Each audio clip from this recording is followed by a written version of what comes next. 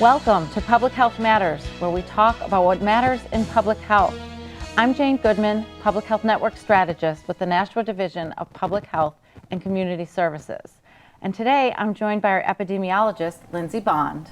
Hi, Jane. Hi, welcome to the show, and thank you for coming on today. Even though you asked to come on, so, you know, but thank you. Thank you for asking, because it's always great to have guests and have content ideas. Before we get to you, Lindsay, I'm going to give a quick COVID reminder that we do have COVID-19 antigen tests at the division, and you can call 603-589-4500 and request some tests for your organization or for your own use. And if you do have symptoms and test positive for COVID-19, you can also be prescribed Paxlovid, and you can get Paxlovid at 1-800-818-5803. Or you can start with your primary care provider and get your prescription that way. So now we are on to the most important stuff of the day. You are our epidemiologist, Lindsay, and a lot of people really don't even know what epidemiology is, even though we've just kind of weathered a pandemic. COVID's still out there, as we know, but we're not in a state of emergency.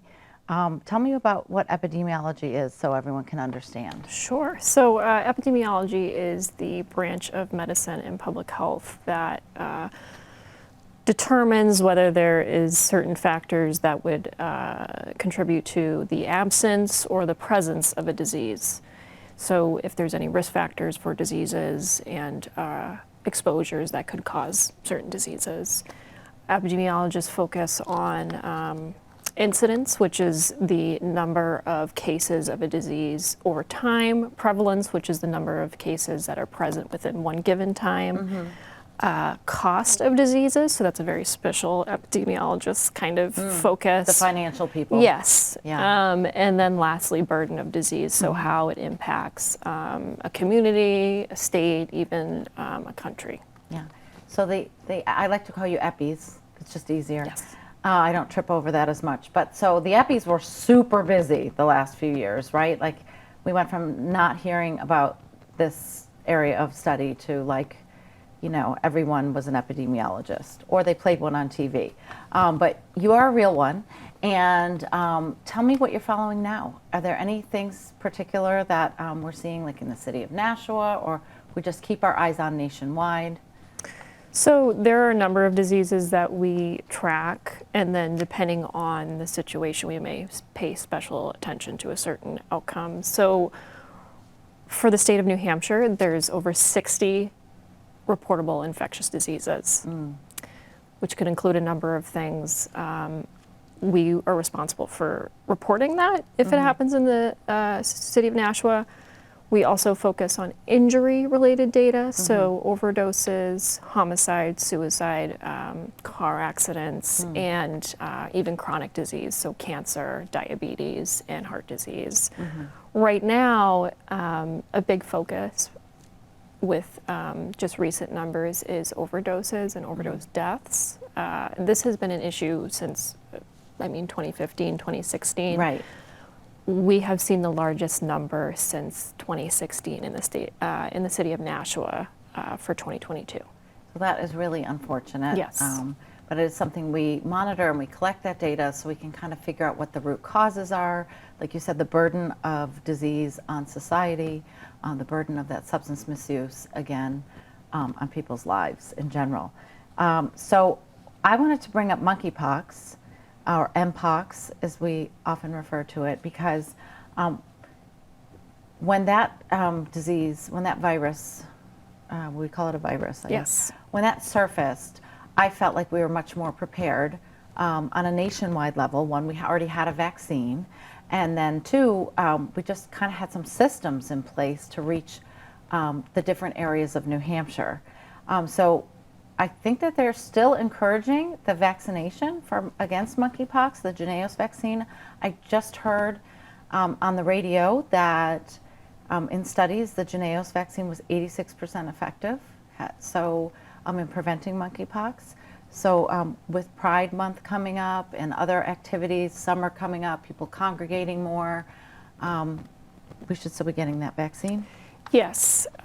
So the Jynneos vaccine is actually responsive to the orthopox family, so that is smallpox, which a lot of people used to get the smallpox vaccine. We don't really offer it anymore unless someone's, unless someone's going into the military or something like that. But really trying to push out that crowd that may have not gotten it when they were a child, that may be at risk for getting Mpox. There are some reports that we've had a few cases in like the Chicago area, and just to keep an eye out this coming summer as it could likely come back.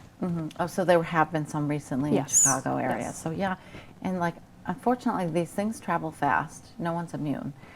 So just really look out for that same precautions that we have had in place when the outbreak initially occurred. Yes. Yeah, so any other things that are popping up? I know that we do a lot of surveillance for tuberculosis in the Nashua area. Yes, mostly if there is a tuberculosis case in the city of Nashua. We've had quite a few in the state so far this year, but nothing major in Nashua, which is some good news. It's mostly associated with traveling, so one thing we want to do when people come back from certain countries is screening. And when someone does test positive for tuberculosis, it can be a very complicated and costly treatment. So it is important to follow through with those patients. But right now we're in a good spot. We're holding steady. That's all we can ask for. So that's kind of the like day-to-day surveillance that you do. But now we're embarking on a new project, which you and I have been working together on a little bit, called our Community Health Assessment. You're really spearheading that effort for the Greater Nashua Public Health Region. And we do this, well, why don't you just tell us what a community health assessment is? I mean, I could do that, but I have my expert here. So a community health assessment is a project we do every 3 years. It's part of a reaccreditation. It's gauging different disease burden within the Greater Nashua area. So mostly taking data from the state, CDC, our local hospitals, and even internally what kind of data we have, engaging what kind of diseases rise to the top as far as the most prevalent in any sort of factors that may be the most common to contributing to that disease. So after the community health assessment is done, then we do our community health improvement plan, which you also spearheaded. Yeah, but we're not going to talk about that now. Yeah. Yeah, because right now we're on this 3-year cycle, so I feel like we kind of just completed the last trial, but really time flies when you're having fun. So we're now gearing up to do this next version, and it'll be very interesting to see how things have changed over the last 3 years, and what data we feel is the most important to present to the community. And you can't obviously put all of it in there because it's just way too much, and we want to just make sure that we're covering the things that the community is interested in as well, or that they perceive as areas that we need to explore. So in that vein, we have the community health assessment conversations that are coming up because it's all about the community and involving their input. So tell me about these conversations. Sure. So this is part of a requirement that we need to have where we use primary data, and that is original data that we are collecting for ourselves in the form of an interview, also known as qualitative data, so using words to pinpoint certain themes within a conversation. So what we first did was reach out to several community members and form a planning committee. And with that planning committee, we were able to identify different topics and questions we would want to ask the larger general public of the city of Nashua and the Greater Nashua Public Health Region. So we met with our committee. We have questions ready, and the next step is to host several meetings where members of the public can attend and answer certain questions. So we have questions about their experience with COVID-19, its impact on mental health, how they prepare for a health emergency.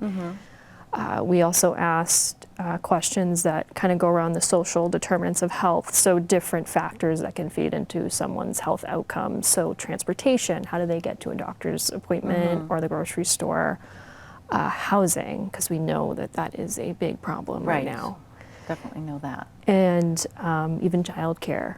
You know, how do you find affordable childcare? So we'll kind of touch on a variety of topics and get different perspectives from everyone. Yeah, and I think it'll be interesting to read the room as well, because some of those topics will bring out some emotion, and rightly so, because if people are struggling or perceive a problem, it's something that we definitely want to explore, at least to be able to present the data to the community.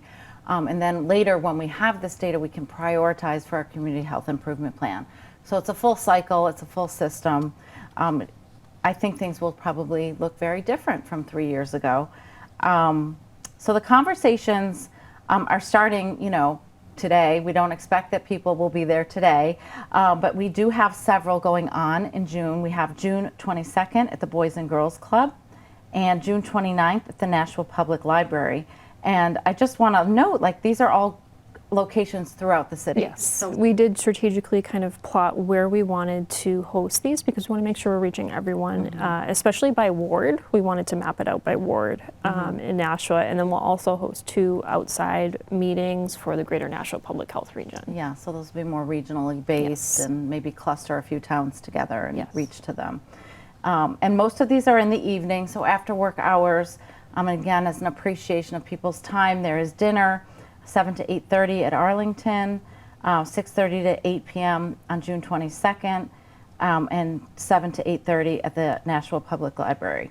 So in order to register, you know, we're going to have the slide up, but it is, you just go to surveymonkey.com/r/CHA Town Hall 23. So it's like a town hall. You know, we're not politicians, but we really need people to come and tell us what they think, because that's our most valuable information.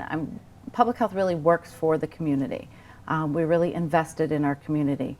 So hopefully people will hear, they'll watch the show, and they'll see our Facebook posts, and they'll sign up.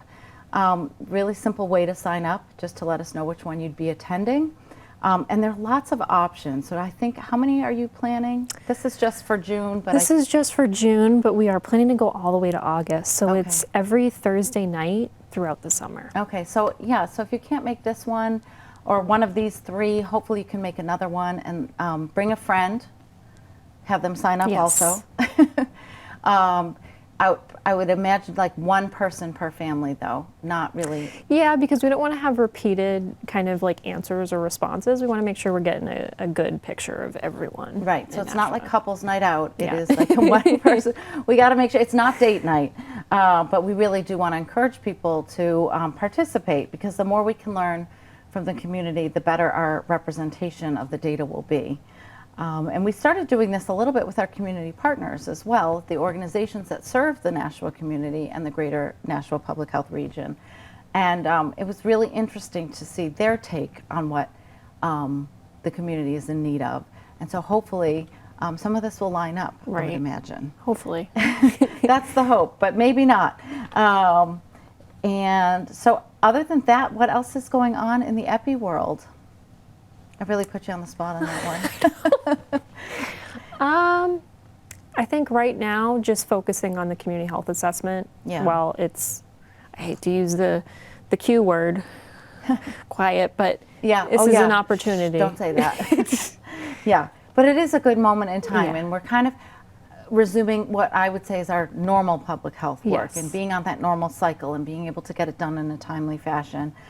Without, you know, all of these restrictions. And I think it's just so great that we're able to meet everyone now in person. I think the richness of having conversation face to face will really benefit this process. Yes. So, well, thank you, Lindsay, for joining me, and good luck with the community health assessment. It's going to be great. I know you've put a lot of time into this, and I look forward to seeing the results. Great. Thank you. All right. And we'll be right back with our next guest.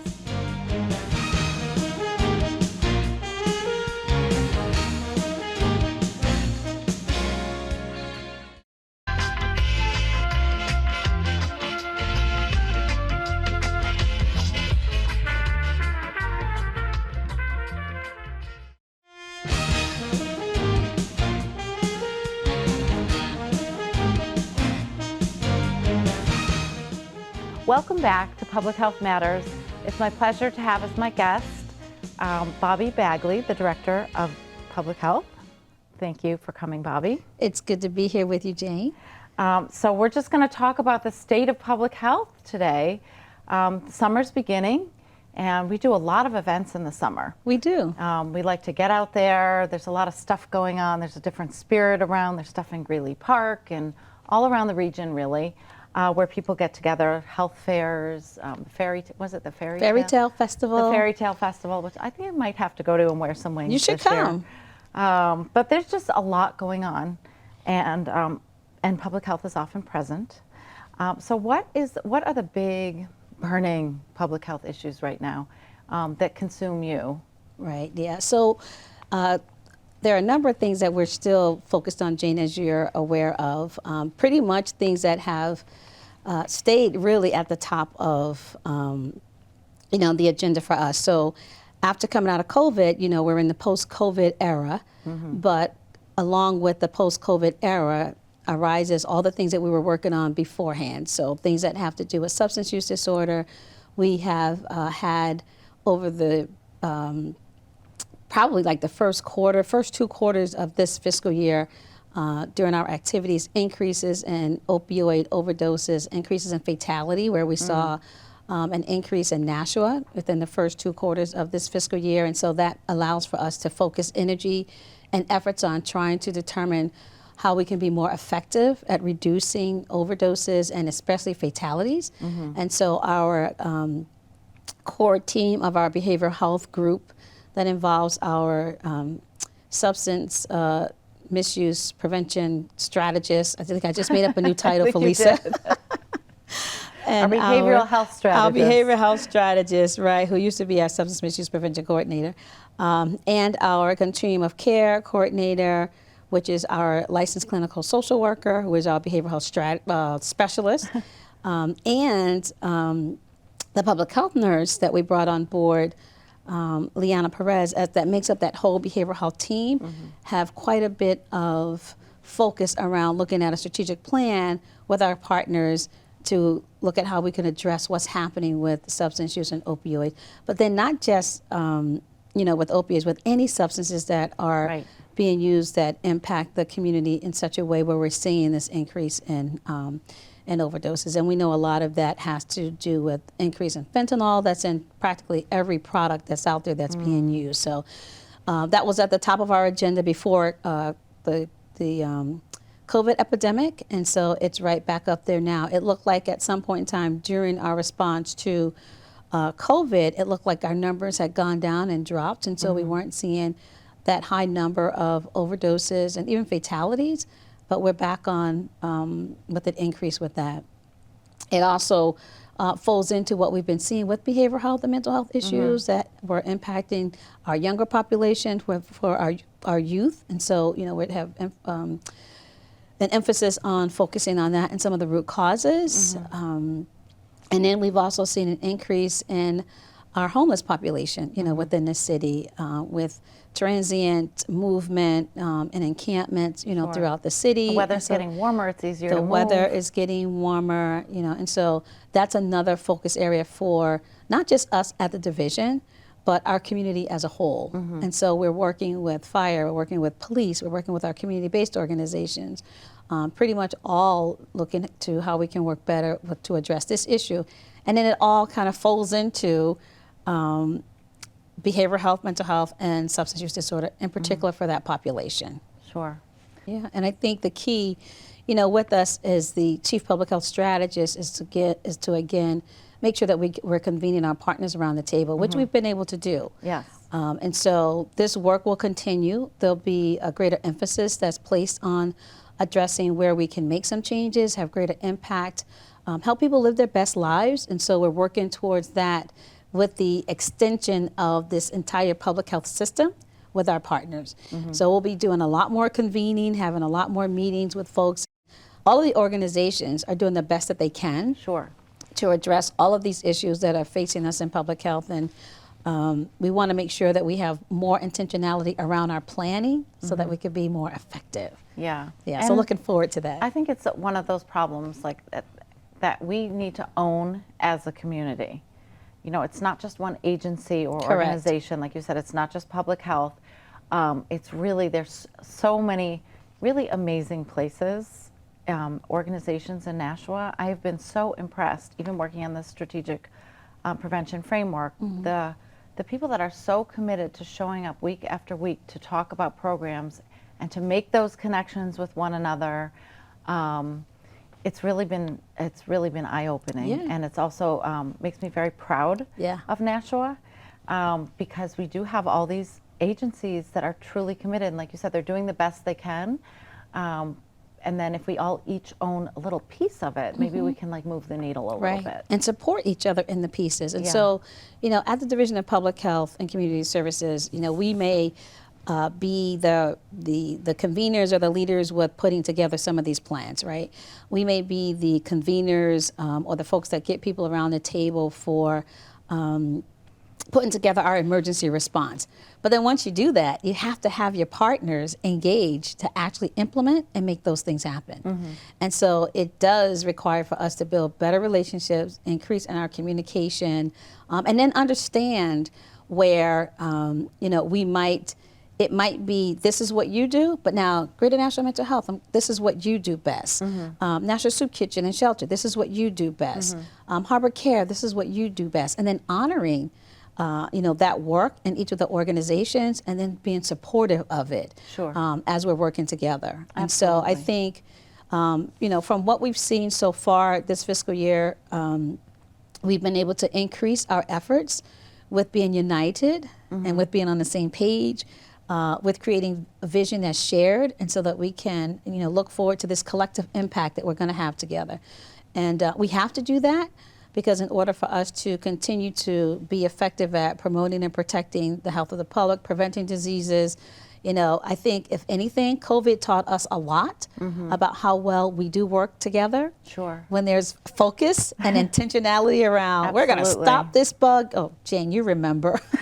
You remember all of our activities. I've been trying to forget. Oh, but yeah. no. Well, but see, this is the thing that we don't want No, people. we don't want to forget. We don't want to forget the lessons that we learned through our experience with COVID. That's what we don't want.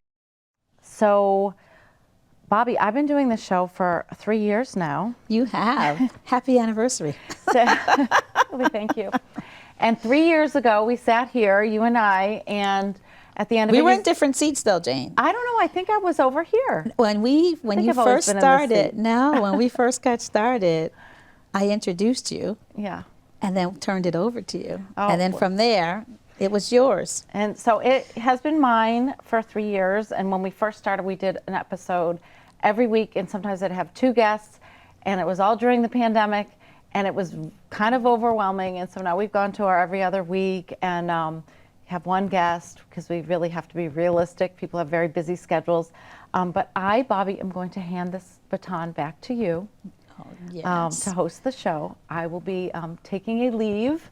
Public health, it has been a joyous and exciting and, wow, exhausting experience. Yeah. I've learned so much over the last couple of years. And so I thank you for your leadership and for teaching me what I can carry forward. And I will be joining the Nashua Soup Kitchen and Shelter as their Senior Director of Operations.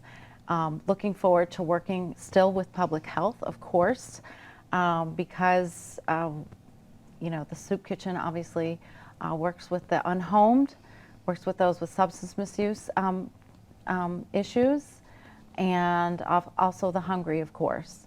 And so those are really important issues, near and dear to my heart, allow me to focus. I will miss kind of doing everything, but I'm really thrilled to have the opportunity to be able to focus. So I don't have a real baton to hand back to you, but here you go. So it's turning back over, you know, the role of host for Public Health Matters. And Jane, you have been an extremely impactful, public health strategist, you know, in the role that you came in on initially, doing health promotion and communication. Yes. That's how you got in With that the seat CDC right there. Foundation. Exactly. And so it was a perfect fit for you to be our host for, you know, this this show that gives us the opportunity to share information with our community and with our public. And so I'm glad that you have been able to do everything that you've done with the host and, you know, keeping the community well informed, and we will continue this. And so we'll just take the host seat back here. So I'll flip my little hat, right?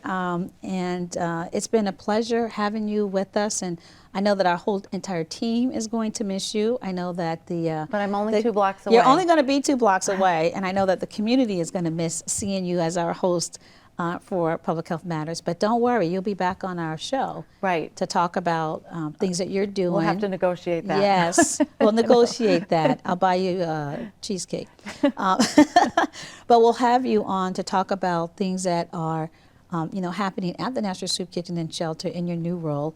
And, you know, also in our partnership, because with the focus on addressing some of the issues for those that find themselves, you know, unstably housed or unhoused, you know, and then needing the services at the National Soup Kitchen and Shelter, that's going to be a common population that we're serving and working with together. So Absolutely. you won't be too far away. No, I will not be far away. You won't be far away. And I'm really looking forward to the challenges and also just to be of service to our community. So Yes. it's going to be great. It is. So I'm going to wrap up, even though you should wrap up because you're now the host. I'm now the host, but I have questions for you before we wrap up. Quick. We're doing our little switch over now. So Jane, thank you so much for being our hostess of the mostest for these past 3 years.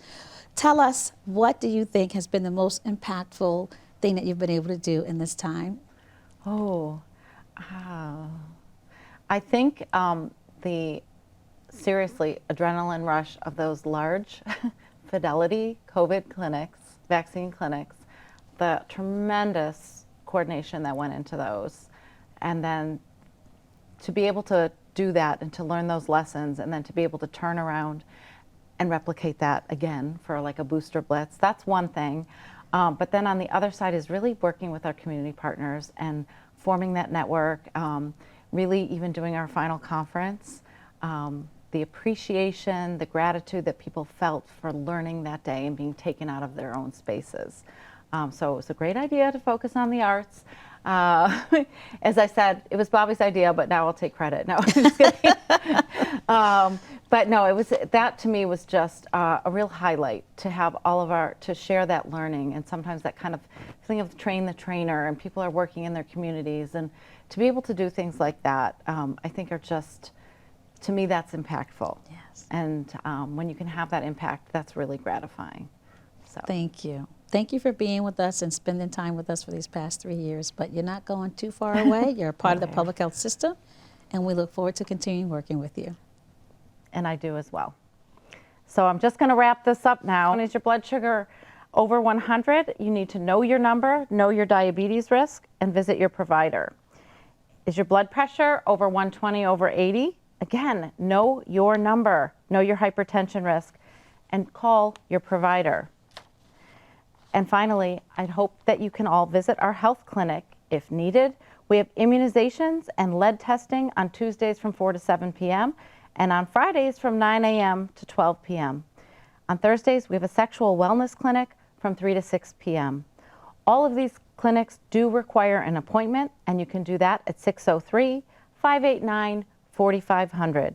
Press option 2.